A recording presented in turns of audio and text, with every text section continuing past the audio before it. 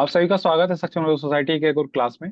और जैसा कि आपकी क्लास विक्की सर लेंगे और वो हमारे साथ जुड़ चुके हैं। So for the introduction of Vicky Gautam sir, like to invite Farhat ji. Over to you फरत।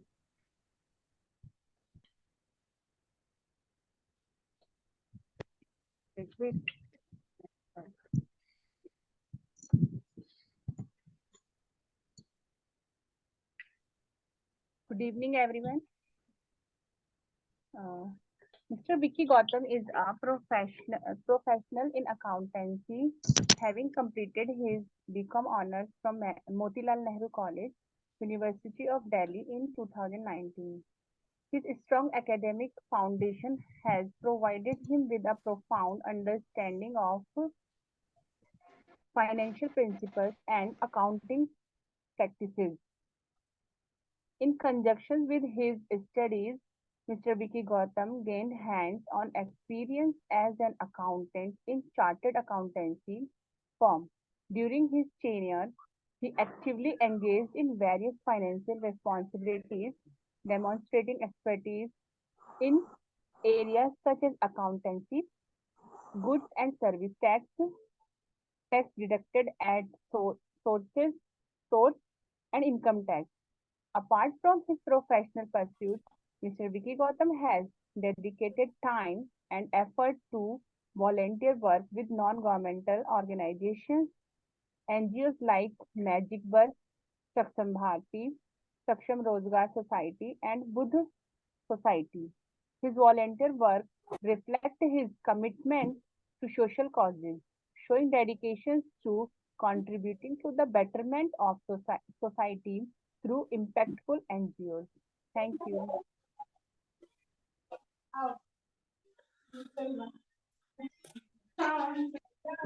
Thank you so much Farhad and good evening everybody. कैसे हैं आप सभी लोग? Good evening sir. Good evening sir. कैसे हैं आप सब लोग? आई होप आप सभी लोग बहुत अच्छे होंगे और मैं भी बहुत अच्छा हूं। तो मैं विक्की गौतम आप सभी का स्वागत करता हूं सक्षम रोजगार सोसाइटी में। And first of all I would like to thank you so much our president miss Jyotika Kalra ma'am, जिन्होंने मुझे ये अपॉर्चुनिटी दी कि आज आप सबकी मैं क्लास लेने के यहाँ पे अवेलेबल हुआ हूँ। और ये मेरे लिए बहुत ही सौभाग्य की बात है कि मैं आज आपके सामने एज अ रिसोर्स पर्सन आज एक क्लास लेने का मुझे मौका मिल रहा है। तो thank you so much our president में ज्योतिका मैम और सक्षम रोजगार सोसाइटी। तो आज आप सब जैसे जानते हैं कि आज का जो हमारा टॉपिक होने वाला है वो है जीएसटी के ऊपर, basically goods and services tax, जो कि आप लोग आजकल की जो टाइम में आजकल आप बहुत सुनते होंगे कि जीएसटी क्या है, क्या रजिस्ट्रेशन कैसे होता है, अकाउंट्स में किस तरीके से जीएसटी यूज होता है, क्या इम्प्लीमेंटेशन होते हैं, क्या इसके जीएसटी के रेट होते हैं। ऐसी कई सारी क्वेरीज होती होंगी। या फिर अभी आप मार्केट में निकलते हो तो आप देखते हो कि जीएसटी नंबर लिखा होता है, नंबर प्लेट के ऊपर 07 करके डिजिट्स लिखी होती हैं। तो आज जितनी भी इस क्लास के बाद आपकी जितनी भी इस तरीके की क्वेरीज होंगी ना, वो सारी क्वेरीज इस क्लास के बाद आपकी सारी सॉल्व हो जाएंगी। इसमें आपको बहुत कुछ सीखने को मिलने वाला है। तो मैं तो मैं तो मैं तो मैं यही चाहता हूँ कि आप लोग जो भी हैं जिसको ध्यान से सुने क्लास को, और एंड तक अगर आप जुड़े रहेंगे उसके साथ हम एक प्रैक्टिकल हम सेशन भी करेंगे। इसके अंदर लाइव हम क्वेश्चन को सॉल्व करेंगे कि किस तरीके से जीएसटी कैलकुलेट होता है। तो आज इसी पड़ाव को स्टार्ट करते हुए मैं आज स्टार्ट करना चाहता हूँ आज का हमारा सेशन। तो सबसे पहले जीएसटी को समझने के लिए हम समझेंगे सबसे पहले टैक्स क्या होता है, क्योंकि जीएसटी एक टैक्स का ही पार्ट है। जीएसटी जो है वो टैक्स का ही पार्ट है। तो सबसे पहले हम समझेंगे टैक्स क्या होता है। टैक्स क्या होता है? Basically a tax is a compulsory financial charge और some other type of levy imposed on a taxpayer by a government organization in order to collectively fund government spendings। Basically क्या होता है? टैक्स एक ऐसा पैसा होता है, tax is the money that people have to pay compulsorily to the government. क्या होता है कि हम पीपल जो हम लोग रहते हैं ना, हमको एक सरकार को कंपल्सरी सरकार को पैसा देना होता है। इसको हम एक और नाम से बोलते हैं cost of living in a society. जिस तरीके से आप लोग सोसाइटी में रहते हो ना, तो आपकी एक रिस्पॉन्सिबिलिटी बनती है उसको उस कॉस्ट को देने की सरकार को, क्योंकि सरकार उस टैक्स के पैसे से ही आगे काम करती है। आपके सामने एग्जाम्पल पे लिखा हुआ है एजुकेशन। एजुकेशन यानी से आप सब देखते हैं कि सरकारी स्कूलों में मिड डे मील मिलता है बच्चों को। तो जो मिड डे मील मिल रहा है स्कूलों में, जो यूनिफॉर्म के जो पैसे मिल रहे हैं, वो कहाँ से मिल रहे हैं? वो टैक्स का ही पैसा होता है जो आप और मैं पे करते हैं गवर्नमेंट को।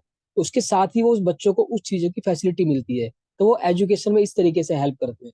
दूसरा आपका आता है मेडिकल। मेडिकल में एग्जांपल अगर मैं लेना चाहूँ तो अभी रिसेंट में जो आपका जानते हैं कोविड-19 हुआ था। तो कोविड-19 में क्या हुआ था कि जो कोविड-19 होने के बाद आपको लगी सबको वो लगी थी वैक्सीन। तो जो वैक्सीन का जो पैसा आया था वो कहाँ से आया था? सरकार ने लगाया था। अब सरकार ने कहाँ से पैसा लाई? सरकार ने हम लोगों के टैक्स से ही तो पैसा लगाया ना। तो वो मेडिकल में इस तरीके से उसको स्पेंड करते हैं, यूटिलाइज करते हैं टैक्स के पैसे को। तीसरा आपका अगर डिफेंस। डिफेंस बोले तो सिक्योरिटी, अपनी कंट्री की जो सिक्योरिटी होती है उसमें जो भी पैसा लगता है वो टैक्स का ही पैसा लगता है। जैसे पुलवामा अटैक हुआ, उसके बाद हमने जो हमारे फाइटर जेट होते हैं उस सबको मेंटेनेंस करने का जो कॉस्ट होता है, जो भी डिफेंस में जो पैसा लग रहा है, सारा कुछ हमारी जो गवर्नमेंट होती है वो टैक्स के पैसे से ही यूटिलाइज करके उसको सबको मेंटेन करती है। लीगल सिस्टम हो गया, आपका सुप्रीम कोर्ट हो गया, आपके हाई कोर्ट हो गए, जो भी गवर्नमेंट के जो चार्जेस होते हैं, जो खर्चे होते हैं, वो टैक्स के पैसे से ही यूटिलाइज, टैक्स का पैसा यूटिलाइज होता है उसको कवर अप करने के लिए। रोड हो गया, आप रोड पे चल रहे हो, अब रोड की जो मेंटेनेंस है, रोड के आप साइड में देखते होंगे रोड के बीच में पेड़ लगे होते हैं, ट्रीज लगे होते हैं, वो सारा कौन देख रहा है? वो सब गवर्नमेंट मेंटेन करती है। जो आप देखते होंगे व्हीकल आता है उसके ऊपर वो गार्डनिंग करते हैं, पानी लगाते हैं, रोड को मेंटेन करते हैं, कहीं से रोड टूट जाता है उसको बनाते हैं, ये जो खर्चा सारा होता है वो कौन बियर करता है? गवर्नमेंट करती है, और गवर्नमेंट हमसे लोगों से कलेक्ट करती है, इसी को बोलते हैं टैक्स। ट्रांसपोर्टेशन होगा उस तरीके से, कल्चर एंड आर्ट का जो इवेंट होते हैं आजकल, उसका भी जो पैसा होता है वो सारा गवर्नमेंट ही बियर करती है, जो टैक्स के थ्रू ही लेती है। इस यही हमारा टैक्स होता है, एक कंपलसरी फाइनेंशियल चार्ज होता है जो गवर्नमेंट हम टैक्स पेयर्स पे लगाती है। अब टैक्स में किसी को कोई डाउट है कि टैक्स समझ में नहीं आया या ऐसा कुछ क्वेरी?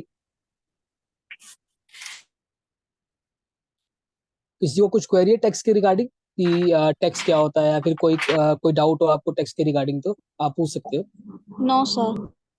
आपको सब कुछ समझ में आया ना?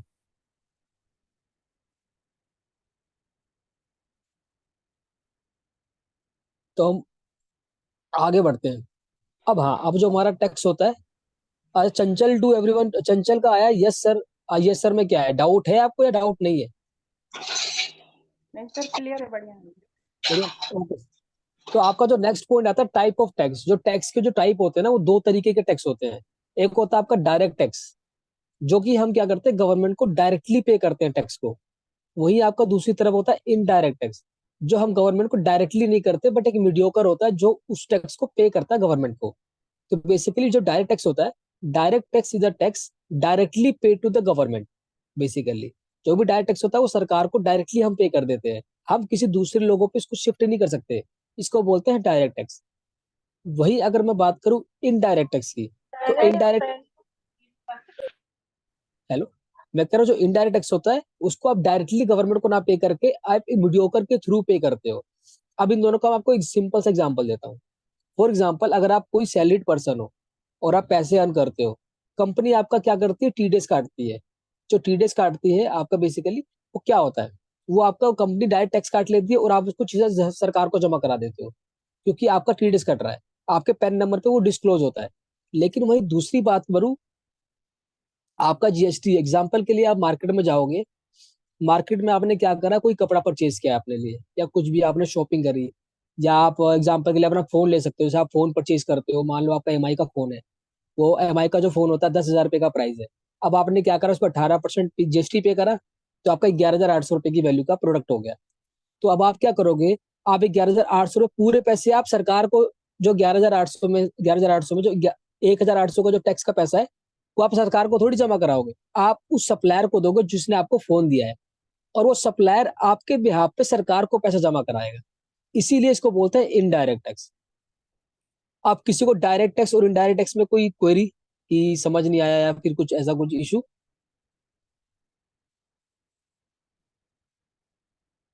सर प्लीज एक बार रिपीट कर दो फिर से। ठीक है। जो टैक्स होता है ना आपका, वो दो तरीके का टैक्स होता है। एक होता है डायरेक्ट टैक्स, दूसरा होता है इनडायरेक्ट टैक्स। जो डायरेक्ट टैक्स होता है, जो डायरेक्ट टैक्स होता है ना, वो सरकार को हम डायरेक्टली जाके जमा करा देते हैं। जैसे अगर मेरे पे कोई टैक्स चार्ज हो रहा है, तो मैं सरकार को सीधा मैं ही जमा करा दूंगा। वही अगर मैं इनडायरेक्ट टैक्स की बात करूं, तो वो सीधा मैं जमा नहीं कराता, मैं मीडियोकर के थ्रू जमा कराता हूँ। फॉर एग्जाम्पल, डायरेक्ट टैक्स का एग्जाम्पल हो गया, आप सैलरी पैसे कमा रहे हो, ठीक है, आप सैलरी अर्न करते हो, सैलरी पर जो भी अगर आप एक्सेस इनकम अर्न करते हो, जो कि सरकार का एक लेवल होता है कि इसके ऊपर आप जाओगे तो आपको टैक्स जमा कराना पड़ेगा, तो जो आपके सैलरी पे जो टैक्स होगा ना, आप सीधा सरकार को जमा करा दोगे। ठीक है ना। और वही इनडायरेक्ट टैक्स का एग्जांपल आपका क्या हो गया, मोबाइल फोन। आप मोबाइल फोन परचेज करोगे, उस पर जो भी टैक्स लगेगा वो आप क्या करोगे, सरकार को जमा कैसे कराओगे, आप सप्लायर को पैसे दोगे, जिसने आपको फोन बेचा है ना, आप उसको टैक्स का पैसा दोगे और वो सप्लायर जाके सरकार को जमा कराएगा। मतलब आपने डायरेक्टली पे नहीं करा, आपके सप्लायर ने आपके बिहाफ पे किया सरकार को। इसको बोलते हैं इनडायरेक्ट टैक्स। आई थिंक अब क्लियर हो गया होगा। Yes sir. ठीक है ना। आप डायरेक्ट टैक्स का आपका सर एग्जांपल है। आपने हाँ सर बोलो बोलो।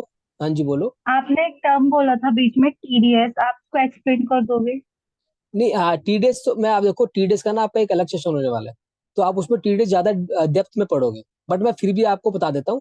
टीडीएस मतलब होता है टैक्स डिडक्टेबल एट सोर्स। जब भी आप कहीं इनकम जनरेट करते हो ना, तो इनकम जनरेट करते ही आपका कुछ पैसा काट लिया जाता है, जिसको हम सरकार को जमा करा देते हैं, इसको बोलते हैं टीडीएस। ठीक है ना। अभी के लिए आप इतना बता देता हूँ। और टीडीएस क्या होता है, समझ आ गया आपको टीडीएस क्या होता है? Yes sir. हाँ, जहाँ जितना जिस आपने सोर्स से बोला आपकी उतना इनकम, हाँ, जिस जहां सोर्स से आपकी इनकम जनरेट हुई, उसी सेम टाइम पे टैक्स जमा करा के सरकार को दे देते हैं, उसको बोलते हैं टीडीएस। ठीक है। अब बात करते हैं डायरेक्ट टैक्स और इनडायरेक्ट का एग्जांपल। डायरेक्ट टैक्स में आपका एग्जांपल आता है इनकम टैक्स। जो हम इनकम अर्न करते हैं, जो भी हमारी इनकम अर्न होती है पूरे साल में, उसको जो हम टैक्स पे करते हैं उसको बोलते हैं इनकम टैक्स। दूसरा है कैपिटल गेन। कोई भी गेन होता है हमारी कैपिटल एसेट को बेचने पे, उस गेन को जो पे करना होता है वो डायरेक्टली हम गवर्नमेंट को पे करते हैं, इसलिए वो आता है डायरेक्ट टैक्स के अंदर। और इनडायरेक्ट टैक्स में आपका आता है जीएसटी, जो आपने बहुत सुना होगा मार्केट में। ठीक है।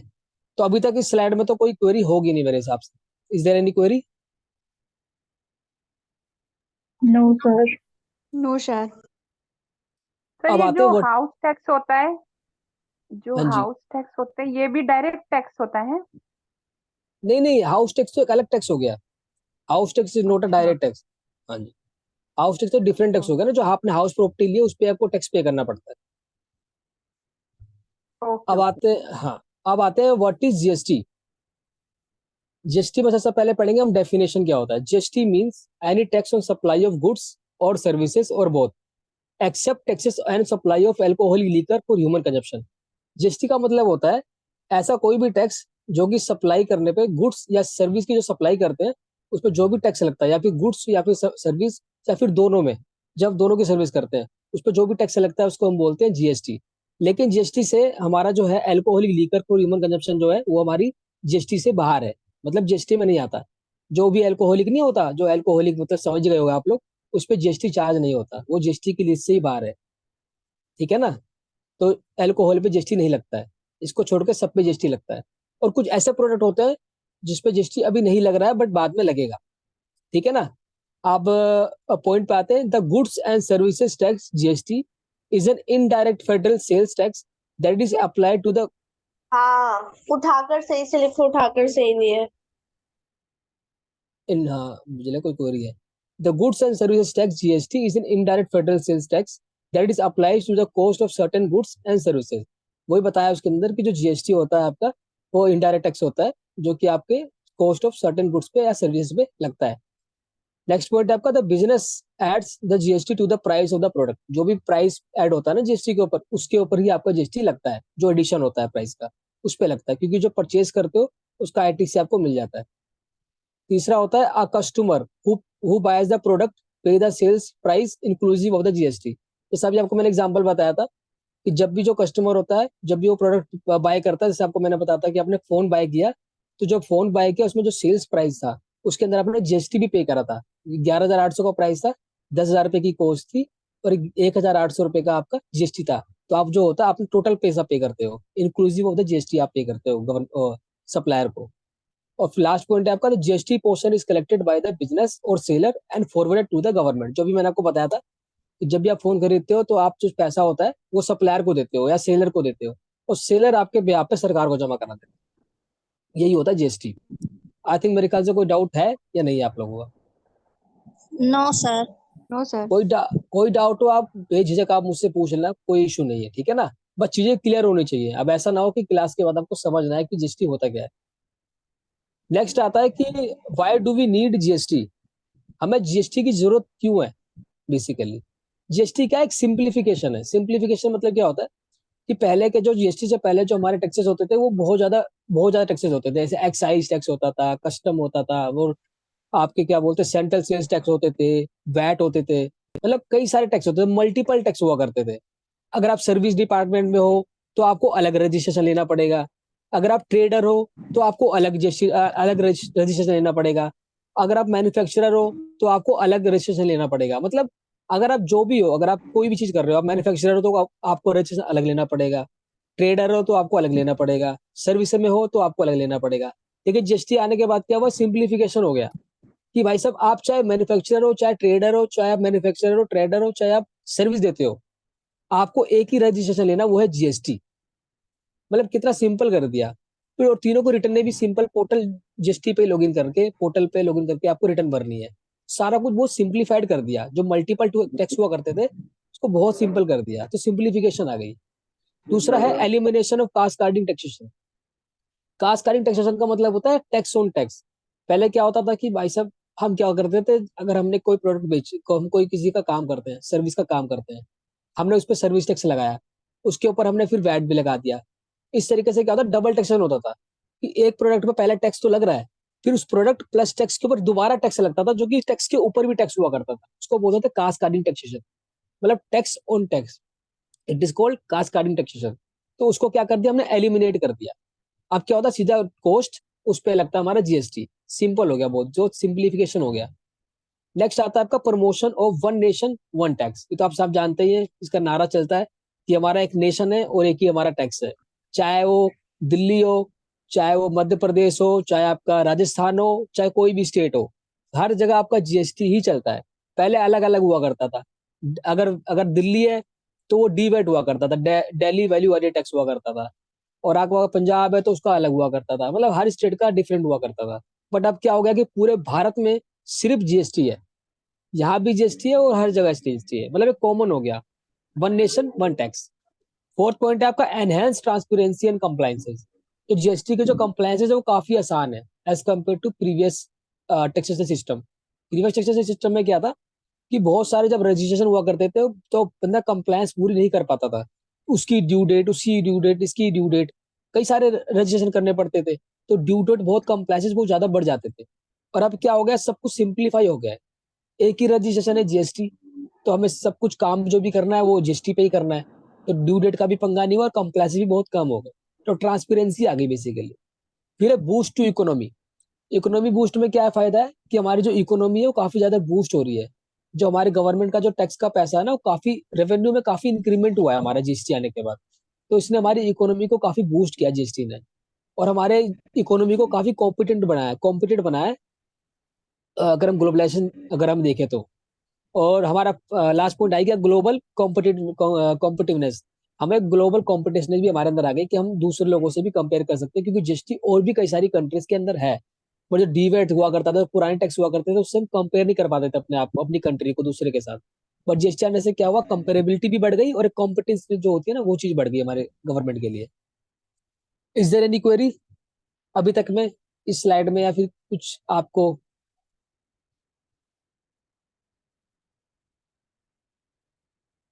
चाहिए? इंद्रसीप जी का मैसेज आ रहा है कि प्रीवियस पीपीटी का पेज दिखा दीजिए, बट कोई बात नहीं, लास्ट में मैं आपको शेयर कर दूंगा। आप पूरी पीपीटी ले लेना। आपको जरूरत नहीं है एक स्क्रीनशॉट लेने की, पूरी पीपीटी आपको मैं शेयर कर दूंगा, उसमें कोई इशू नहीं है। अब यहाँ तक है, किसी को डाउट जीएसटी से रिगार्डिंग तो you can ask.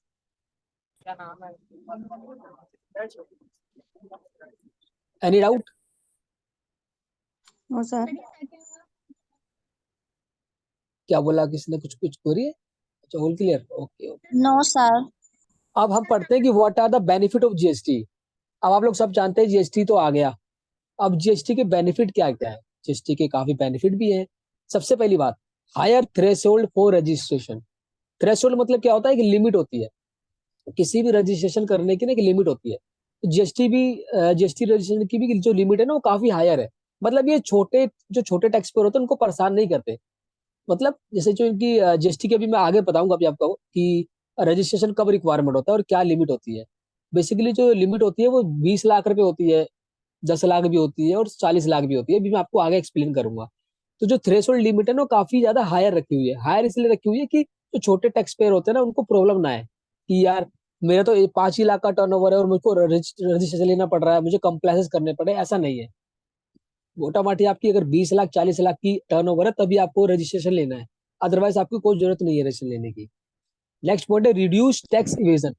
Reduce tax evasion का मतलब क्या होता है कि जीएसटी से पहले लोग क्या करते थे, टैक्स इवेजन करते थे, मतलब टैक्स की चोरी करते थे, टैक्स बचाने की कोशिश करते थे, कुछ भी झूठा कोई भी उन्होंने क्या बोलते हैं इनपुट ले लिया, झूठा कुछ भी क्या बोलते हैं डॉक्यूमेंट लगा दिए, कोई डिडक्शन ले ली, ये हुआ करता था। लेकिन जब से जीएसटी आया है, सिंगल टैक्स हो गया, वन नेशन हो गया, तो हमारा जो टैक्स इवेजन था ना, टैक्स की चोरी है ना, उसमें काफी कमी आई है, और पहले से काफी कमी हो रही है जीएसटी टैक्स चोरी के अंदर, क्योंकि ये काफी ट्रांसपेरेंट है, जो मैंने आपको पहले बताया था पिछली पीपीटी में। नेक्स्ट पॉइंट आपका आता है simple and easy online procedure. जो जीएसटी का जो प्रोसीजर है वो काफी सिंपल है, मतलब अगर आप लॉगिन करोगे ना जीएसटी पोर्टल पे, लॉगिन क्रोम पे लॉगिन करोगे, इतना सिंपल पोर्टल है, एक ही पोर्टल है for all the related things. Example आपको रजिस्ट्रेशन करना है, सिंपल सा पोर्टल है, आपको आपकी आईटी आपकी जीएसटी की वेरिफिकेशन करनी है तो भी आप कर सकते हो, वेरी सिंपल। फोर्थ पॉइंट है आपका लेसर कंप्लाइंसेस। जैसे क्या होता था, जब एक एंटिटी होती थी, पांच पांच रजिस्ट्रेशन होते थे, तो पांच पांच कंप्लाइंसेस करने पड़ते थे। अब पांचों को जब उन्होंने क्या कर दिया, सबज्यूम कर दिया और जीएसटी को लिया है, तो अब क्या, वो पांचों की जगह अब एक ही रजिस्ट्रेशन का आपको कंप्लाइंसेस करना है, पांचों में कंप्लाइंसेस नहीं करना है। ओके। उसके बाद elimination of multiple taxes and double taxation, जो आपको मैंने बताया था अभी पिछली पीपीटी में, वो यही है कि पहले मल्टीपल टैक्स हुआ करते थे, अब एक ही टैक्स है। और आपका इंक्रीज इन रेवेन्यू, ये मैंने आपको बताया था कि जो आपका रेवेन्यू गवर्नमेंट का जो टैक्स का पैसा है वो इंक्रीज हुआ है जीएसटी के आने के बाद। और कॉम्पोजिशन स्कीम, हाँ, कॉम्पोजिशन स्कीम जीएसटी में एक नया पॉइंट है, मैं आपको बेसिक थोड़ा सा बता देता हूँ, अगर आपको डीप होगा तो बाद में बता देंगे।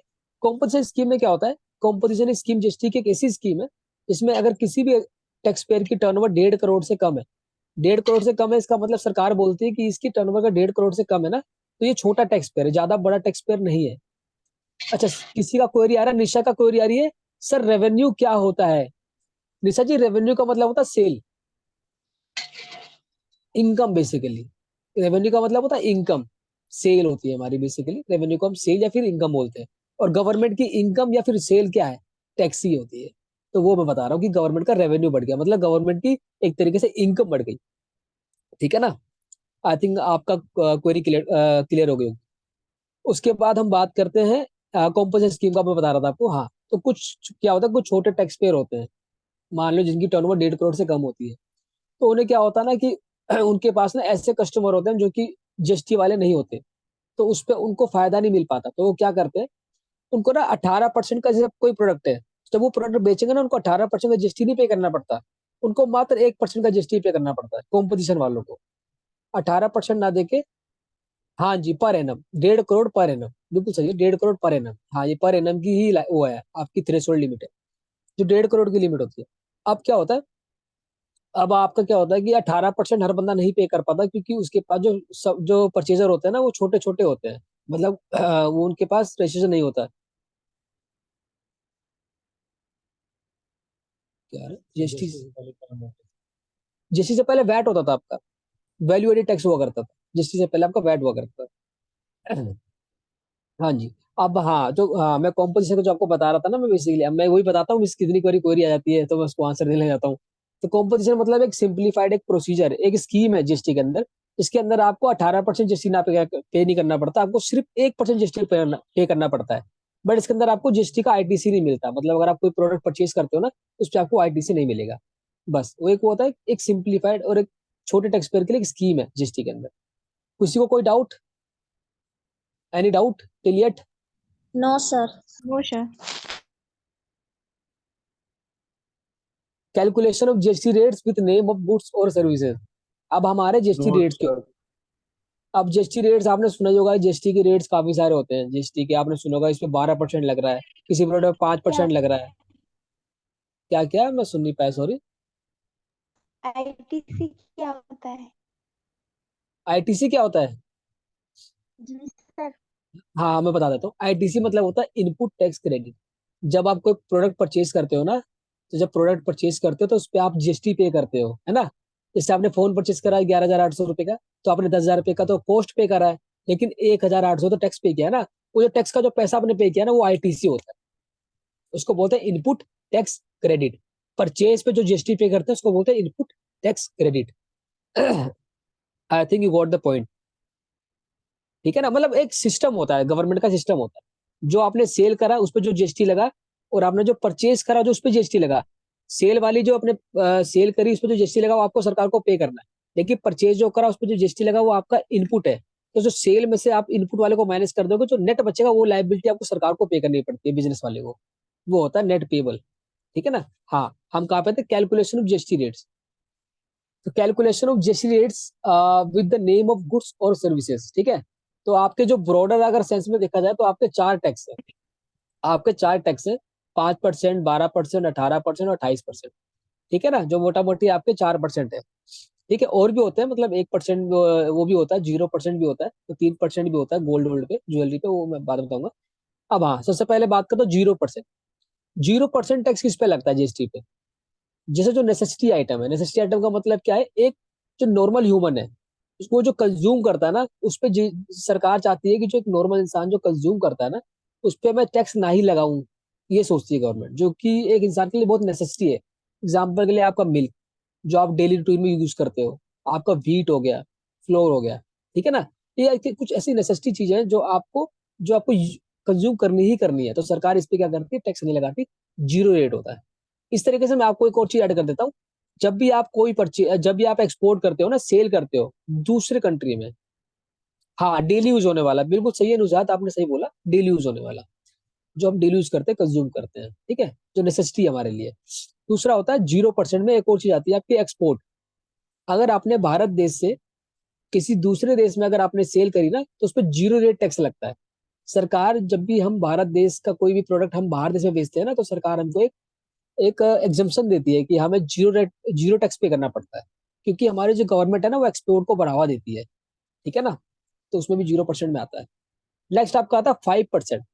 5% में आपका हैंडमेड कारपेट आ गया। हैंडमेड कारपेट मतलब जैसे आपने देखा होगा, जो कारपेट्स होते हैं जो हाथों से बनाए हुए होते हैं, जो मतलब काफी कम रेट पे होते हैं, मतलब ज्यादा वो चीप होते हैं प्राइस में।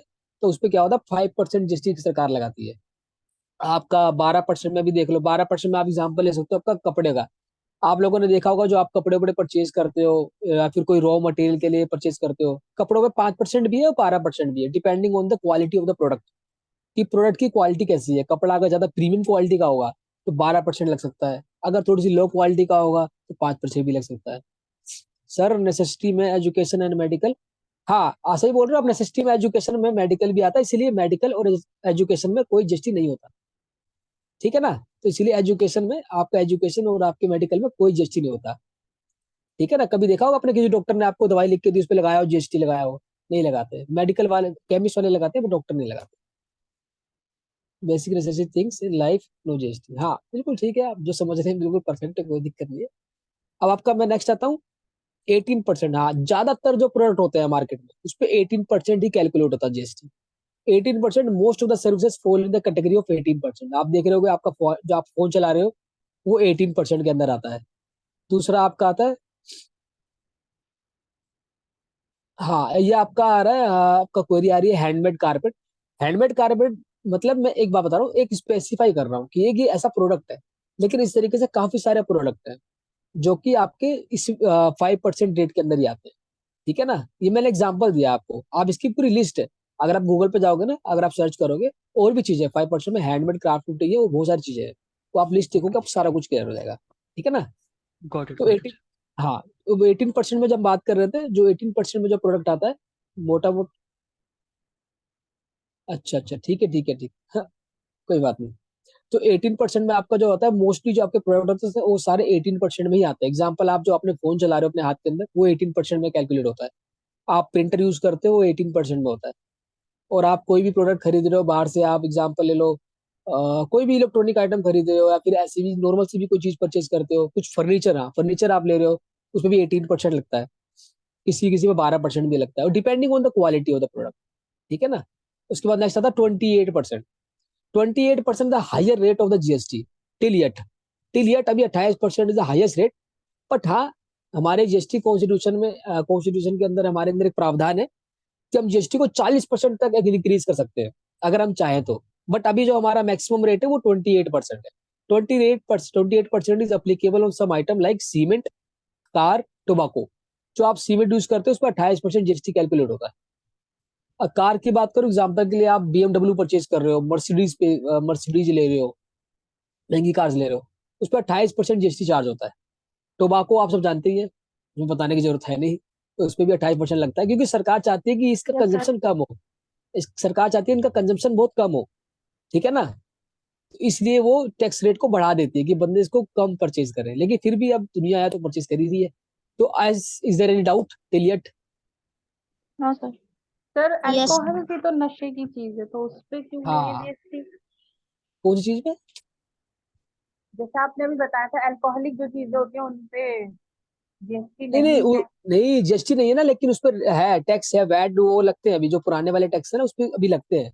जीएसटी का मतलब ये नहीं कि उस पर टैक्स ही नहीं लगता, लगता है, और मतलब जीएसटी इंप्लीमेंट नहीं हुआ पर टैक्स लगते हैं, अदर टैक्स लगते हैं उसके ऊपर। पेट्रोल पे भी पुराने नॉन, वाले टैक्स लगते हैं ना। हाँ हाँ, इन सब पर जो टैक्स, प्रॉपर्टी टैक्स है आपका, अभी उस पर अभी जीएसटी लग रहा है, उस पर वो चल रहा है। आपका स्टैम्प ड्यूटी हो गया, अब स्टैम्प ड्यूटी जो पे करते हैं उस पर भी अभी टैक्स चल ही रहा है, पुराना वाला म्युनिसिपल टैक्स। GST implement। हाँ, म्युनिसिपल टैक्स हो गया आपका, स्टैम्प ड्यूटी हो गई, ये सारी चीजें जो कभी कंटिन्यू हो रखी है, अभी इन पे जीएसटी इंप्लीमेंट अभी नहीं हुआ है, ठीक है ना, वो अभी कंटिन्यूस में चली रही है।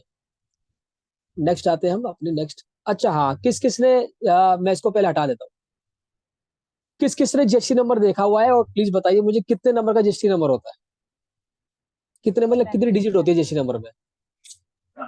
16। 15 सर, 15।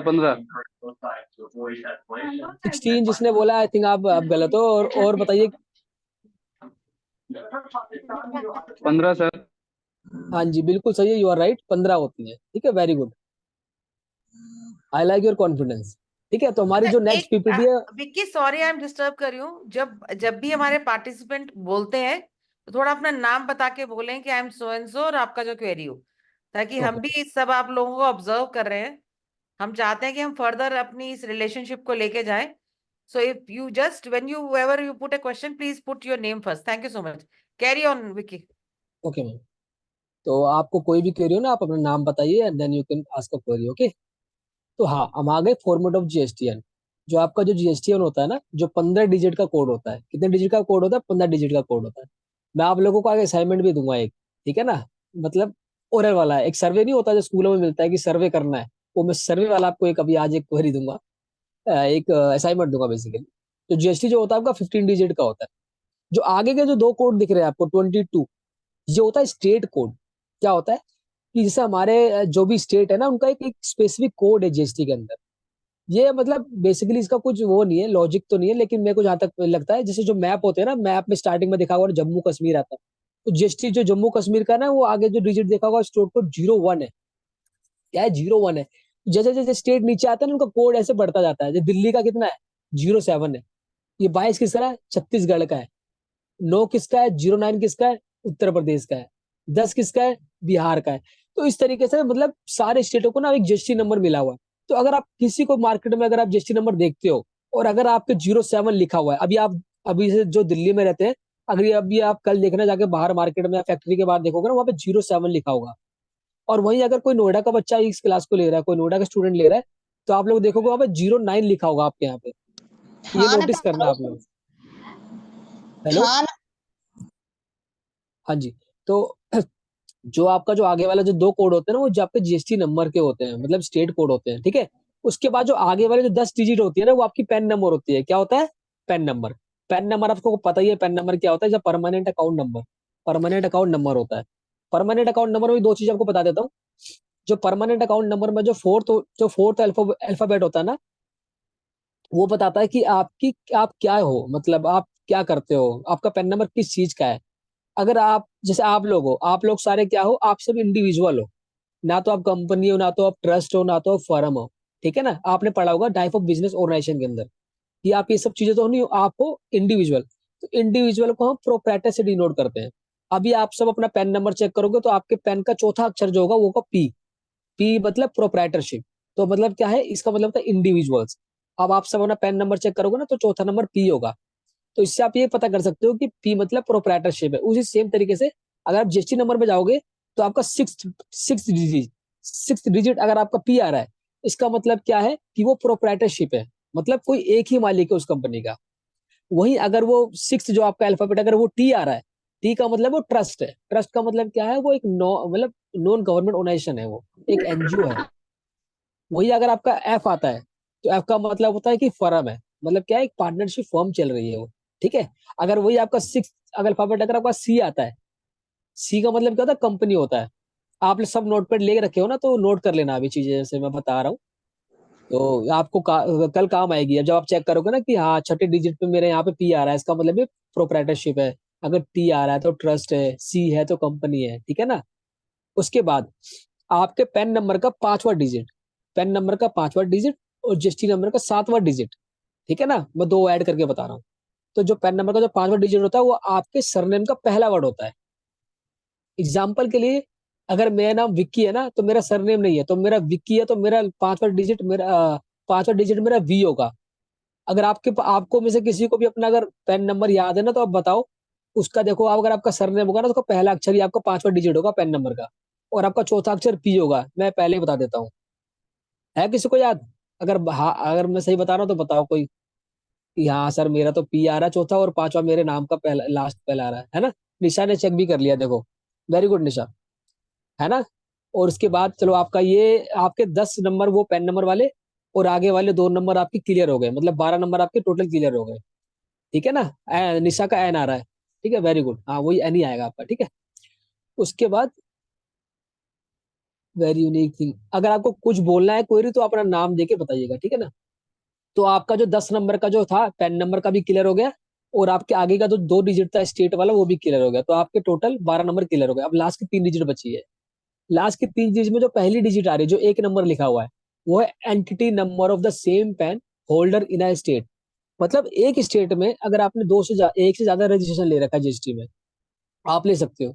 तो उसमें क्या होता है, जैसे मान लो आपने एक ही स्टेट में 2 रजिस्ट्रेशन ले रखे हैं, तो आपका यहाँ पे पहले वाले पे 1 लिखा होगा और दूसरे रजिस्ट्रेशन में 2 लिखा होगा। ये बताता है कि आपके एक स्टेट में कितने रजिस्ट्रेशन है, वो आपको ये शो करता है। और जो जेड होता है ना, वो बाय डिफॉल्ट है, मतलब वो जीएसटी का जो नेटवर्क है ना, उसके अकॉर्डिंग है, बाय डिफॉल्ट अक्षर आता है, उसमें कुछ इसका कोई लॉजिक नहीं है। और 5 जो आ रहा है आपका चेकसम डिजिट, जो चेकसम डिजिट होती है ना, वो एक कैलकुलेशन होती है, एल्गोरिथम लग के एक कैलकुलेशन होती है, जो आपके आगे वाले 14 डिजिट्स को एक करके यूनिक कोड बनाते हैं, वो होता है आपका चेकसम नंबर। और आपको एग्जांपल के लिए मैंने नीचे दे रखा है एक जीएसटी नंबर 07BU BAUPB, ये भी एक जीएसटी नंबर है मन्नत फर्नीचर वाले का। इसके प्रोपराइटर का नाम क्या है, विजय बहादुर, ठीक है ना। तो इसीलिए देखो चौथा नंबर देखो आप, BAUP, पी बोले तो प्रोपराइटरशिप, मतलब ये इंडिविजुअल है। और 5वां क्या डिजिट है, बी, बी का मतलब क्या है, इसका भारद्वाज, मतलब इस बंदे का सरनेम आ रहा है विजय भारद्वाज, ठीक है ना। तो अभी तक किसी को डाउट इस चीज में? आई थिंक आप लोगों को मजा आया होगा सुन के, और ये आप सब सर कल लास्ट सब। में सर हाँ जी, बोलो बोलो बोलो। लास्ट में जो 5 नंबर डिजिट पड़ा हुआ है, हाँ जी, इसमें कभी लेटर भी होता है नंबर की जगह पे? हाँ ये कुछ भी हो सकता है, ये डिपेंडिंग, मतलब एक चेकसम नंबर होता है, डिजिट होती है, ये डिपेंड करता है, नहीं नंबर होता है वैसे, ये होता नंबर ही होता है। इसमें ना कैलकुलेशन होती है बेसिकली, कि इन 14 डिजिट्स को एल्गोरिथम, मतलब कुछ कैलकुलेशन होती है, मैथमेटिकल कैलकुलेशन होती है, उसके बाद ही इसको यूनिक कोड को बनाती है गवर्नमेंट। तो वो है, ऐसा कुछ अलग लॉजिक नहीं है इसका, यही होता है। और किसी को डाउट? और आपने नाम बताया नहीं अपना, आपने क्वेरी पूछ ली, आपको नाम बताना था हाँ पहले। सॉरी सर, जया जया नाम है सर मेरा। Okay okay, so is there any query to anyone, you can ask. किसी को कोई क्वेरी नहीं है, मतलब इतना ज्यादा समझ में आ रहा है? चलो अच्छी बात है। अब हम चलते हैं basic rules for GST registration. अब आपके आसपास में भी लोग होंगे, भैया पान वाला है कोई, कोई ग्रोसरी वाला है। अब यार सबको तो जीएसटी नंबर लेना नहीं है, सबके लिए मैंडेटरी भी नहीं है, वो डिपेंड करता है कि उसकी टर्नओवर कितनी है। अभी किसी ने पूछा था रेवेन्यू का मतलब क्या होता है, रेवेन्यू का मतलब जो होता है वही टर्नओवर का मतलब होता है। टर्नओवर मतलब होता है सेल्स, पूरे साल की, आपकी साल की पूरी सेल कितनी है, इट इज कॉल्ड टर्नओवर, ठीक है ना। तो हम बात करते हैं basic rules for GST registration. जब को आपको रजिस्ट्रेशन करना है, तो आपके पास क्या रूल्स क्या होते हैं? सबसे पहली बात, taxable event under GST in supply of goods और सर्विसेज। जो भी आप डील कर रहे हो ना, उसमें टैक्स वाला डील होना चाहिए। ऐसा नहीं होना चाहिए कि आप सब एग्जाम, मतलब उस पर जीएसटी चार्ज ही नहीं होता और आप जीएसटी नंबर ले रहे हो, तो उसका फायदा नहीं है ना, ना आप जीएसटी चार्ज कर सकते हो ना ही कलेक्ट कर सकते हो। नेक्स्ट बात करता हूँ aggregate turnover in case of supply of goods. अगर आप गुड सप्लाई करने में डील करते हो ना, तो आपका क्या होता है, आपकी जो लिमिट है वो 40 लाख रुपीज है, अगर आप गुड्स में सप्लाई करते हो। अगर वही कुछ स्पेशल कैटेगरी स्टेट होते हैं, जैसे कि आपका एग्जांपल के लिए यहाँ पे तो दिया नहीं हुआ, मैं बता देता हूँ, जैसे त्रिपुरा हो गया, नागालैंड हो गया, मणिपुर हो गया, मिजोरम हो गया, कुछ ऐसे स्टेट होते हैं जिनके अंदर लिमिट कम होती है, गवर्नमेंट यहाँ पे लिमिट कम रखती है, तो वहाँ की जो लिमिट होती है 20 लाख की लिमिट होती है, ठीक है। और एग्रीगेट टर्नओवर मतलब क्या होता है, पूरे साल में कितना पैसा कमाया है, कितनी सेल हुई है, उसको बोलते हैं एग्रीगेट टर्नओवर। और एग्रीगेट टर्नओवर में सब कुछ इंक्लूड होता है। ऐसा नहीं हो कि आप 20 लाख 40 लाख की लिमिट देख रहे हो, उसमें आप बोल रहे हो कि जो टैक्सेबल है उसी को ऐड करना, नहीं नहीं नहीं, ऐसे ही गलती नहीं करनी। आपको टैक्सेबल सप्लाई भी ऐड करनी है, एग्जम्प्ट सप्लाई भी ऐड करनी है, एक्सपोर्ट भी करना है, और इंटरेस्टेड सप्लाई भी ऐड करनी है। सबको जब कौन करोगे, जो अमाउंट बनेगा वो बनेगा आपका एग्रीगेट टर्नओवर, ठीक है ना। और इस एग्रीगेट टर्नओवर को आपको देखना है कि 40 लाख बन रहा है या फिर 20 लाख बन रहा है, डिपेंडिंग ऑन द स्टेट। और वही बात करूं इन case of supply of service, अगर आप कोई सर्विस इंडस्ट्री में हो, फॉर एग्जाम्पल अगर आप, हाँ एक बात और बताता हूँ, जैसे लॉयर होते हैं, तो लॉयर को जीएसटी रजिस्ट्रेशन नहीं लेना होता, उनको एग्जम्प्ट कर रखा है जीएसटी से। आप डॉक्टर्स हो गए, डॉक्टर्स के लिए कोई रजिस्ट्रेशन कंपलसरी नहीं है, without any limit, without any turnover. Lawyers के लिए कोई लिमिट नहीं है, क्योंकि गवर्नमेंट इनको मानती है कि ये हमारे लिए इंपॉर्टेंट पार्ट है, और इनको एग्जम्प्ट रखा हुआ है, इनको कोई जीएसटी के टर्नओवर की लिमिट नहीं डाली हुई। सर्विस में आज चार्टर्ड अकाउंटेंट ले लो आप, सीए जो सर्विस देता है, इंजीनियर जो सर्विस दे रहा है, उनके लिए एक लिमिट है, कितनी 20 लाख रुपए की लिमिट है। वही अगर स्पेशल कैटेगरी स्टेटों को, जो मैंने बताया आपको, त्रिपुरा, नागालैंड, मिजोरम, मेघालय, इस तरीके से कुछ स्पेशल कैटेगरी स्टेट होते हैं जहाँ पर 10 लाख की लिमिट है, ठीक है। और लास्ट में क्या, if you turn over exceeding the amount, then you have to register for GST and start collecting and paying GST on the sales. इसमें कोई क्वेरी है आपको? जीएसटी रजिस्ट्रेशन तो आपको कंप्लीट हो गया ना। अब ऐसा तो नहीं है किसी को ये हो कि मेरे बगल में वही बंदा रहता है, इसकी इतनी टर्नओवर है, इतना सेल करता है, तो उसको कब लेना है, टर्न लेस लेना है कि नहीं लेना, ठीक है ना। क्लियर हो गया ना, किसी को कोई डाउट तो नहीं है? No sir. बहुत अच्छा समझा। नेक्स्ट आता है टाइप ऑफ जीएसटी रिटर्न्स। ये तो मतलब जीएसटी जब हम भरते हैं ना, जीएसटी जब रजिस्ट्रेशन लेते हैं तो हमको रिटर्न भरनी पड़ती है। तो ये मैंने कुछ 4 रिटर्न से निकाली है, जो मोटी मोटी जो मेन है, तो मैं उसको ही आपको एक बार बस एक्सप्लेन कर देता हूँ बेसिकली। तो GSTR 1 है। GSTR 1 क्या होता है, details of outward supply. Outward supply या तो sale made during the reporting period, जितना आपने पूरे मंथ में जो आपने सेल करा ना, उसकी रिपोर्टिंग पीरियड देनी पड़ती है आपको रिटर्न के अंदर, उसको बोलते हैं GSTR 1। GSTR 2 में क्या होता है, जो आप परचेज करते हो प्रोडक्ट, उसकी डिटेल आपकी GSTR 2 में आती है। तो 3B मतलब क्या होता है, एक मंथली समरी होती है, परचेज और सेल की मंथली समरी होती है, सरकार को हमको जमा करनी पड़ती है समरी। और फिर सेल और परचेज में जो नेट लाइबिलिटी मैंने बताया था स्टार्टिंग में, जो नेट लाइबिलिटी पे करनी पड़ती है, वो 3B के थ्रू ही पे करते हैं। और GST 9 क्या होता है, एक एनुअल रिटर्न होती है, मतलब इन सबका कंसोलिडेटेड पूरे साल की जो रिटर्न होती है। जैसे हमारी रिपोर्ट कार्ड होती है ना, जैसे हमारे यूनिट टेस्ट होते हैं, और लास्ट में हमारी रिपोर्ट कार्ड होती है, जो at the end of the financial year हमको मिलती है, वो यही है GSTR 9। पूरे साल की GSTR 1, पूरे साल की GSTR 2 है, पूरे साल की GSTR 3 भी कौन करते हैं, वो बनाते हैं GSTR 9, जो हम उसको जमा, वो उसको हम भरते फाइल करते हैं, ठीक है ना। ये होती है बेसिक रिटर्न्स, मैंने बताई आपको, ज्यादा डेप्थ में नहीं लेके गया, बेसिक बेसिक रिटर्न है ये 1, 2, 3B और 9।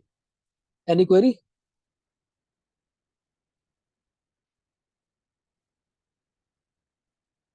नेक्स्ट आता है आपका टाइप ऑफ जीएसटी। जीएसटी के टाइप क्या होते हैं? जीएसटी के 2 तरीके होते हैं। एक होता है कि एक सेम स्टेट में सप्लाई करना। एग्जाम्पल, आप दिल्ली में हो और आप दिल्ली में ही कोई सामान बेच रहे हो, तो उसको क्या बोलते हैं, विद इन द स्टेट। आप सामने देख रहे हो, विद इन द स्टेट, उसको बोलते हैं इंट्रा स्टेट जीएसटी। क्या बोलते हैं, इंट्रा स्टेट जीएसटी। वही अगर आप दिल्ली में हो, हरियाणा में माल बेच रहे हो, उसको बोलते हैं इंटर स्टेट जीएसटी। क्या बोलते हैं, इंटर स्टेट जीएसटी। इसको बोलते हैं आउटसाइड द स्टेट और बिटवीन 2 डिफरेंट स्टेट्स, ठीक है ना, वो होता है इंटर स्टेट। जैसे आपने अभी स्कूलों में सुना होगा, इंटर स्कूल कंपटीशन, मतलब एक स्कूल का दूसरे स्कूल से कंपटीशन हो रहा है।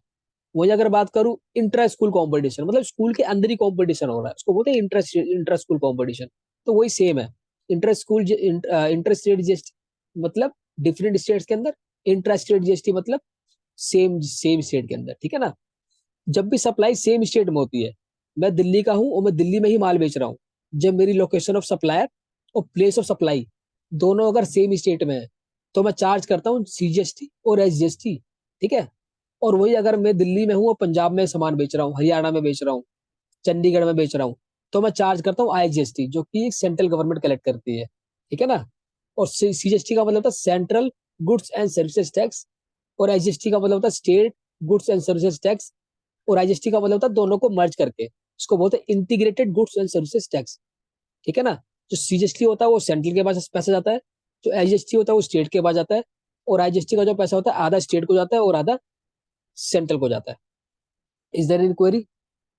No sir. समझ में आ रहा है ना सारा कुछ? सर ये यूटी जीएसटी क्या है? इसका फुल फॉर्म अच्छा, बताइए।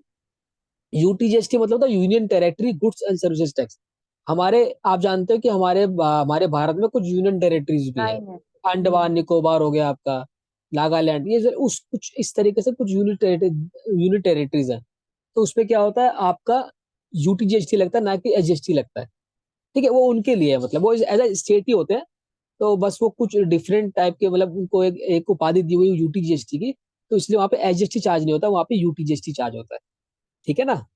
जैसे तो अंडमान एंड सर फिर निकोबार में इसमें सिर्फ यूटीजीएसटी चार्ज होता है कि सिर्फ एसजीएसटी चार्ज नहीं होता है? नहीं नहीं, UTGST and CGST. CGST UTGST, मतलब दोनों रहते हो उसमें? हाँ दोनों रहता है, हाँ दोनों रहता है। सीजीएसटी ओके आपका जाता है सेंट्रल गवर्नमेंट को, और यूटीजीएसटी आता है वो रिस्पेक्टिव स्टेट को जहाँ पे सप्लाई हुई है। ठीक है। Okay sir. अपना नाम बताया नहीं, नाम बताना था ना, कोई से पूछने से पहले। चलो ठीक है, अब आपके सामने एक एग्जांपल भी मैंने लगा दिया है, इंट्रा स्टेट का एग्जांपल और इंटर स्टेट सप्लाई का एग्जांपल। ठीक है ना। इंटर स्टेट मतलब दो सेम स्टेट, जैसे हरियाणा और हरियाणा में, जब हरियाणा उससे हरियाणा माल बेच रहे हैं हम, 10,000 रुपए का माल बेच रहे हैं, 18% का जीएसटी रेट दिख रहा है आपको सामने, 10,000 रुपये 18%, 1800 रुपये हो गया 18%। ठीक है ना। तो सीजीएसटी देखो 9%, एसजीएसटी 9%, सीजीएसटी में 900 रुपये आ गया और एसजीएसटी में 900 रुपये आ गया। ठीक है ना। और वही अगर मैं बात करूं, अगर डिफरेंट स्टेट होंगे तो वहाँ पे आईजीएसटी चार्ज होगा। तो 10,000 रुपये 18%, 1800 रुपये हो गए, जो कि कौन करेगा, सेंट्रल गवर्नमेंट कलेक्ट करेगी। आईजीएसटी में टोटल बैलेंस आ जाएगा 1800 रुपये। ठीक है। Is a basic example of intrastate और interstate. You got it? Yes sir. Next आता है जीएसटी कैलकुलेशन फॉर्मूला। बहुत हो गई थ्योरी थ्योरी, अब आते थोड़ा प्रैक्टिकल के ऊपर। ठीक है। प्रैक्टिकल में अगर मैं बात करूं, जीएसटी कैलकुलेशन फॉर्मूला देख लो आप। जीएसटी कैलकुलेट कैसे होता है? सबसे पहले जीएसटी अमाउंट कैसे कैलकुलेट होता है? जीएसटी अमाउंट कैलकुलेट होता है ओरिजिनल प्राइस, जो आपका प्रोडक्ट का प्राइस है, मल्टीप्लाई में जीएसटी रेट, जैसे जो मैंने बताया, अभी आपको 4 रेट बताया था ना, 5%, 12%, 18%, 28%, इट इज जीएसटी रेट। जो आपका प्रोडक्ट का प्राइस होगा, मल्टीप्लाई में आपको जीएसटी रेट करना, डिवाइड बाई 100 करना, तो आपका जीएसटी अमाउंट निकल जाएगा। ठीक है ना। और टैक्सेबल अमाउंट क्या होता है? Taxable amount is amount in on which tax is calculated, मतलब जिस जिस प्राइस पे टैक्स कैलकुलेट हो रहा है उसको बोलते हैं टैक्सेबल अमाउंट। वही मतलब ओरिजिनल प्राइस, उसको बोलते हैं टैक्सेबल अमाउंट। टैक्सेबल अमाउंट के ऊपर जीएसटी कैलकुलेट होता है। और टोटल प्राइस का मतलब क्या होता है? Original price plus GST amount is called total price. ठीक है ना। तो सिंपल से 3 चीज हो गई। सबसे पहले आपका होगा टैक्सेबल अमाउंट, या फिर उसको बोल सकते हो आप ओरिजिनल वैल्यू, ओरिजिनल प्राइस। उसके बाद जो उस पर टैक्स कैलकुलेट होता है उसको बोलते हैं जीएसटी अमाउंट। और जब दोनों को ऐड कर देते हैं उसको बोलते हैं टोटल प्राइस। जो आप बिल में देखते हो ना, टोटल इनवॉइस प्राइस इतना आ रहा है और टैक्सेबल प्राइस इतना आ रहा है, बीच में जीएसटी होता है, तो वही चीजें हैं ये। अगर हम मैं बात करूं sale entry with GST with example, आपने कल वैसे एंट्री तो सीखी थी सेल परचेज की, तो अब चलते हैं हम सेल एंट्री विद जीएसटी के अंदर। एग्जांपल आपके सामने एक दे रखा है, you are selling a commodity from Mumbai and sending it is Kolkata for rupees 10,000 rupees and rate of GST applied only 18%। तो उस पर कैसे कैलकुलेशन होगी वो आपके सामने दे रखा है। सबसे पहले हमने निकाला जीएसटी अमाउंट कितना होगा। GST amount applicable for its will be 10,000 rupees, जैसे आपने ऊपर देखा था ओरिजिनल प्राइस, मल्टीप्लाई में जीएसटी रेट कितना था 18%, 10,000 इंटू में 18 और डिवाइड बाई में 100 कर दोगे आप, तो आपका कैलकुलेट करने के बाद आ जाएगा 1,800 रुपए। ये हो गया आपका जीएसटी अमाउंट। ठीक है। अगर आपको कभी भी कोई, अब फ्यूचर में कभी कोई बोले कि भैया 20,000 रुपए का प्रोडक्ट है, इस पर 18% जीएसटी लगाना, तो कैसे लगाओगे? तो आप समझ में आ गया होगा आपको, 20,000 इंटू में 18 डिवाइड बाई 100, 3,600 रुपए इज जीएसटी अमाउंट। ठीक है।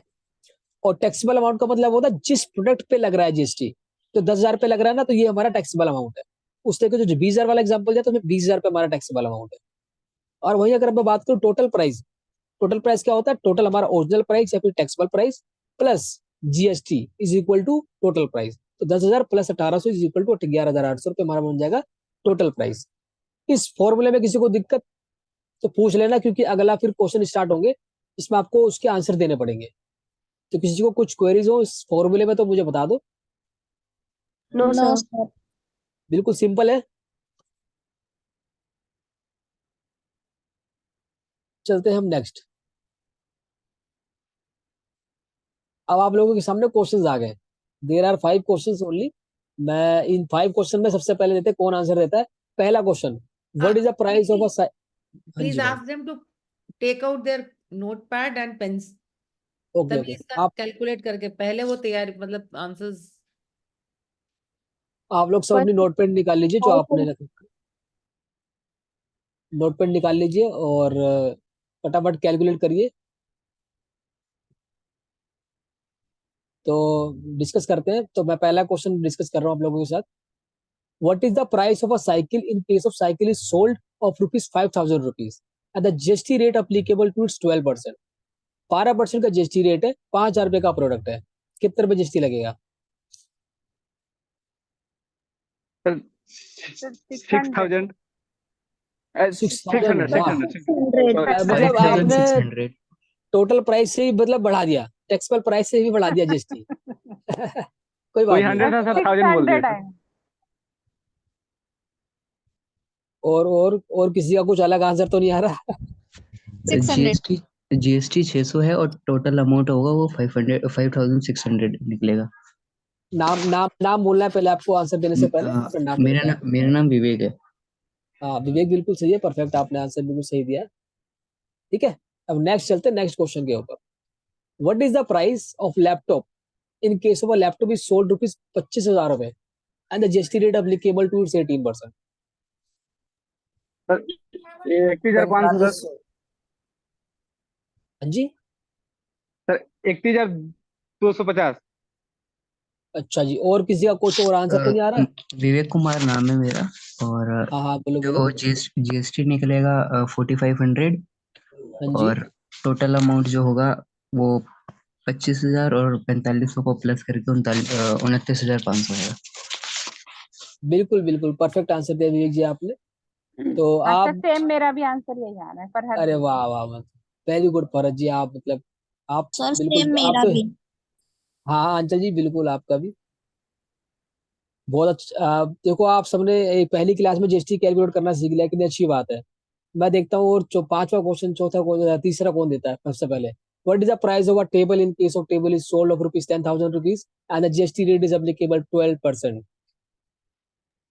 Sir sir 1200। मैं बताऊं? हाँ बताओ बताओ बताओ, बिल्कुल बताओ। सर मेरा नाम फरहत है। 1,200 रुपये इसका जीएसटी अमाउंट बनेगा थर्ड वाले का। यार ठीक है, और इसका टोटल अमाउंट आ जाएगा आपका 11,200। टैक्सेबल अमाउंट कितना होगा? 11,200। टैक्सेबल अमाउंट क्या है? टैक्सेबल अमाउंट, टोटल अमाउंट नहीं, टैक्सेबल अमाउंट। 1200। 1200। टैक्सेबल अमाउंट 1200 है या फिर 10,000। टैक्स 1200 है? हाँ, कंफ्यूज नहीं होना, कंफ्यूज नहीं होता। 1200। टैक्सेबल अमाउंट की टैक्स टैक्स टैक्स एक अलग चीज है, सर टैक्सेबल टैक्सेबल अमाउंट एक अमाउंट अलग चीज है। 1000 है। 1,000 तो है ही नहीं, 10,000 है वो तो। 10,000। मैं दोबारा पूछ रहा हूँ, टैक्सेबल अमाउंट कितना है? यार क्या है आपको मेरे सर 10,000। हुई है। टैक्सेबल अमाउंट 10,000, बिल्कुल ठीक है। टैक्स कितना है? हाँ सर वो तो सॉरी 10,000 है। 1,200 है जीएसटी का। हाँ 1,200 जीएसटी है, ठीक और है ना? टोटल अमाउंट बनेगा उसका 11,200। बिल्कुल परफेक्ट है आप भरत, बिल्कुल परफेक्ट, थैंक यू। अब आते हैं फोर्थ क्वेश्चन है। What is the price of a motorcycle in case of motorcycle is sold for ₹50,000 and the GST rate applicable to 18%। Sir 9,000। 9,000 GST आएगा, टोटल 9,000 अमाउंट सर। 59,000। ठीक है, तो मैं टैक्सेबल अमाउंट कितना होगा? अब मैं एक काम करता हूँ। ऐसे तो मुझे पता नहीं चल रहा कौन कौन आंसर दे रहा, तो मैं एक काम करता हूँ, रैंडम बेसिस से पूछता हूँ किसी से जो हमारे पास स्टूडेंट्स है। तो हिमांशु, अब मनीषा कुमारी हमारे इसमें है, मनीषा कुमारी। मनीषा कुमारी आप जरा बताना आंसर, फोर्थ वाले का आंसर बताओ, मोटरसाइकिल वाले का क्या आंसर होगा? Open your mic. क्या मनीषा कुमारी सुन पा रही है मुझे?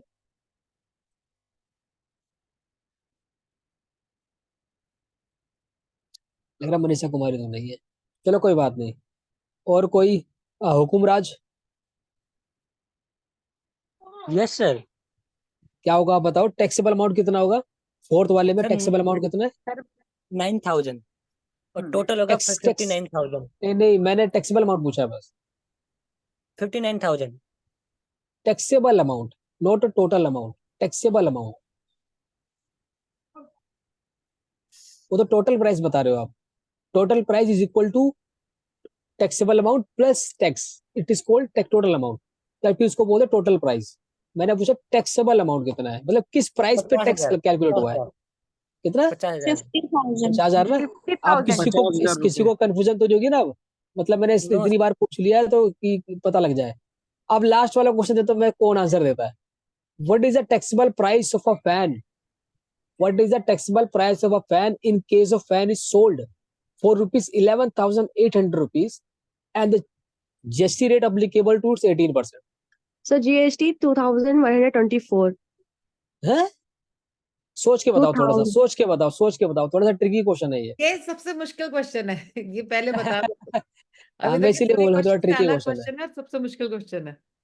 सर तो आज 1800 है इसका आंसर। विक्की विक्की हाँ जी जो मैम। इस क्वेश्चन का सही जवाब देगा उसको 100 रुपया इनाम है। सर सर मैं ये बताती देखो हूँ भाई 1800 है। GST होगा 1,800 और क्या क्या? टैक्सेबल प्राइस इसका 10,000 होगा। आप नाम नहीं बताया अपना। सर जया। जी, आपने क्या बताया, दोबारा बताओ, टैक्स कितना है? टैक्स सर इसका GST जो है वो 1,800 ठीक है। और और टैक्सेबल टोटल? पहले मैंने दिया था आंसर। 10,000। ठीक है, और total price? Total price sir same लिखा हुआ है 11,800। आप देखो, आप 100 रुपए के तो हकदार बन गए हो, लेकिन आपसे मैं एक क्वेश्चन और पूछूंगा।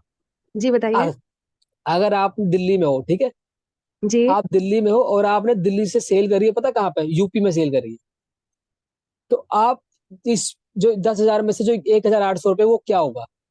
जीएसटी का वैल्यू क्या होगा, जो मैंने टाइप ऑफ टैक्स में बताया था, सीजीएसटी, एजीएसटी और आईजीएसटी, वो क्या कैलकुलेट होगा? जो 1,800 रुपए वो क्या है?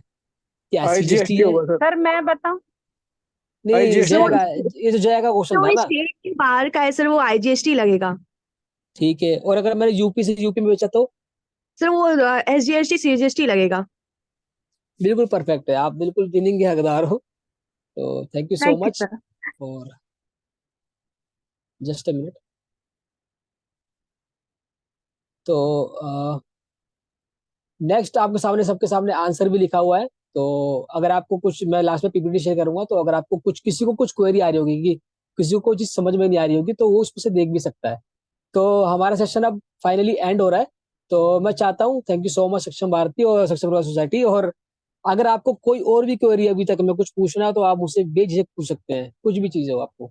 और सर सेशन कैसा लगा आप फीडबैक दे सकते हो, कोई दिक्कत। हेलो। हाँ जी, सर बोलो बोलो बोलो बोलो।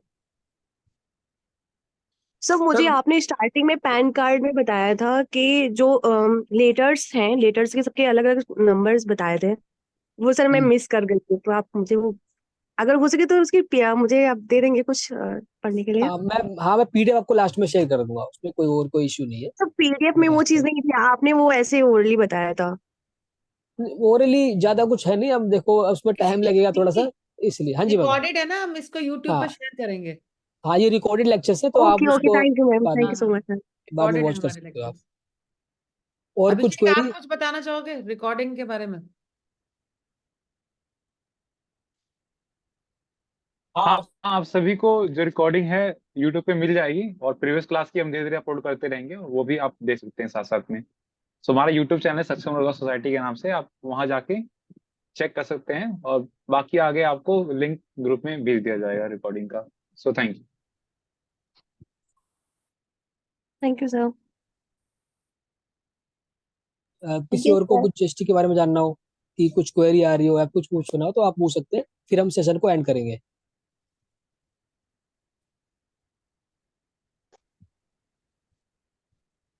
Any query? आई थिंक सबको जीएसटी समझ में आ गया पूरा। तो thank you so much everybody, and और सबसे पहले तो congratulation to Jaya for winning this concert आज का। And thank you so much everybody, thank you so much our president ma'am, कि आपने मुझे एक अपॉर्चुनिटी दी कि इतना अच्छा सेशन में ले पाया, और मुझे स्टूडेंट्स मिले काफी अच्छे। Thank you so much. Thank you, sir. Thank you Vicky sir for taking this amazing class. I think काफी इंटरेक्टिव सेशन था। और जय सर मैंने पहले भी पैसे जीत रखे हैं 100 रुपए, और अगेन फिर उसने जीता है, तो बताना चाहूंगा मैं सबको। अभिषेक, इसको हम ट्रांसफर कैसे करेंगे जया को पैसे? यूपीआई कर देंगे ma'am. UPI number share, she will share with you I think. हाँ हाँ आई हैव। ठीक है, ठीक है। सो आप सभी से रिक्वेस्ट है कि अपने कैमरा ऑन कर लीजिए ताकि हम रिकॉर्ड के लिए स्क्रीनशॉट ले सके साथ में photo.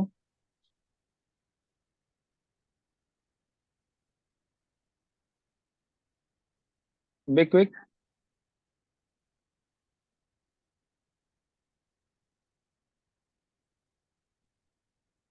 So now I'd like to invite our president for presidency remarks in this meeting, who is Supreme Court lawyer by profession and former member of National Women Commission. Over to you, ma'am. So thank you, Abhishek. Thank you, Vicky. It was not only that I was observing the class, but I was feeling proud that my student has presented the class so well. Well, congratulations to you from the core of my heart. मतलब क्योंकि मैं भी अध्यापक रही हूँ, मैंने बहुत पढ़ा है, लॉ पढ़ा है, काफी साल पढ़ा है। Thank you ma'am. तो क्लास का ना एक क्लास में भी एक केमिस्ट्री होती है। मतलब मैं भी जब पढ़ाती रही हूँ तो वही होता है कि आपको क्लास में मजा आना चाहिए टीचर को, और वो मजा तभी आता है जब बच्चों को मजा आ रहा होता है। तो क्लास को जब तक हम इंजॉय नहीं करते, क्लास को हम डिलीवर नहीं कर सकते। तो बहुत बहुत अच्छी क्लास थी, और यही क्लास थी जो मैं देख रही थी कि नंबर बढ़ गया। हमारा 48 था और 10 बजे वो 50 हो गया था नंबर। मतलब पार्टिसिपेंट्स इंक्रीज्ड एट 10 o'clock। अब जो हम जीएसटी का इतना हमने डिटेल में आज सुना और बड़ी ही आम भाषा में सबको समझ में आया। मकसद हमारा ये है कि आप लोग सब इंटेलिजेंट बने। आपसे जीएसटी क्योंकि हर किसी को टच करता है। जब आप बाजार जाते हो, जहां जाते हो, आपको जीएसटी का टच करता है। तो आपको टैक्सेबल अमाउंट जीएसटी कैसे कैलकुलेट करना है और उसके प्रोडक्ट का प्राइस क्या होगा, ये आप सबको आना चाहिए। शेयर पीपीटी हम इस ग्रुप पे कर देंगे, अभिषेक आपको शेयर कर देंगे। और हमारी हर क्लास यूट्यूब के ऊपर अपलोड होती है, उस पर जाइए, प्रैक्टिस कीजिए। आप सब बहुत बहुत बहुत इंटेलिजेंट बन सकते हैं। और हम जैसे शुरू से हम कह रहे हैं कि हम सभी बच्चों को ऑब्जर्व कर रहे हैं, हम सबकी परफॉर्मेंस देख रहे हैं। इस क्लासेस के बाद हमारा ये शेड्यूल है कि हम आप लोगों को internship, practical training with some chartered accountants firms और अकाउंटेंसी फर्म्स हम देने का हम सोचते हैं। और आप लोगों को कैरी फॉरवर्ड करते हैं। किसी को हैंड होल्डिंग की जरूरत है, अगर हायर एजुकेशन के लिए स्कॉलरशिप की जरूरत है, मेंटरिंग की जरूरत है, तो वो सब हम हमारा जो सक्षम भारतीय सक्षम रोजगार सोसाइटी या सक्षम भारतीय फाउंडेशन, इसी तरह से टिल द एंड लेके जाने के। हमारा एक क्लास लेके एक दिन करके रिलेशनशिप खत्म नहीं होती, हमारी बड़ी लंबी संबंधों की श्रृंखला है। तो उसी मकसद से हम सब आपके साथ जुड़े हुए हैं और आगे तक जुड़ना चाहेंगे। और एक और बात, हम जैसे मैं हमेशा तो बोलती हूँ कि retention is mother of this thing, repetition is mother of retention, या फिर weakest of the ink is better than finest of the memories. आज मैं थोड़ा सा आपको कह रही हूँ कि हम प्रजातंत्र में हिस्सा है, हमारे देश में चुनाव होने वाले हैं। तो मैं आप सबसे चाहूंगी कि जिन जिन के मतदान हैं, जो वोटर हैं, वो अपने इस डेमोक्रेसी की इस फेस्टिवल में, इस देश के प्रजातंत्र में अपना मत देकर एक अपनी तरफ से पॉजिटिव कंट्रीब्यूशन करें। अगर हम थोड़ा थोड़ा वक्त लगा कहीं पे, तो हम प्रजातंत्र के इस जो हमारा जो ये उत्सव चल रहा है, हमारी क्लासेस के साथ साथ चलेगा, तो हम उसको भी थोड़ा थोड़ा टच करेंगे। Over to you Abhishek. Thank you, ma'am, for your valuable comments. Now I'd like to invite Hukum Raj for vote of thanks. Good evening, dear friends. I am Hukum Raj. On the behalf of Saksham Roja Society, take a privilege of extending a vote of thanks. To begin with, I would like to express my gratitude to our office secretary, Abhishek, for putting in so much effort in conducting this class. I also extend my thanks to Vicky Gautam sir for delivering such a wonderful class, engaging the student and providing them with valuable tips for GST class. A special thanks goes out to all of you, my dear student, for actively participate in the class. I hope see you each of you in every class with the same energy. Last but not least, I would like to acknowledge the president of Saksham Roja Society, Joja Kalra ma'am, who despite her busy schedule consistently attend the class and is unwavering in her determination to enhance its quality. Wishing you all a good night. Thank you. Thank you for taking this session. You can leave now. Before leaving, please drop your attendance in the chat box. And good night, all of you.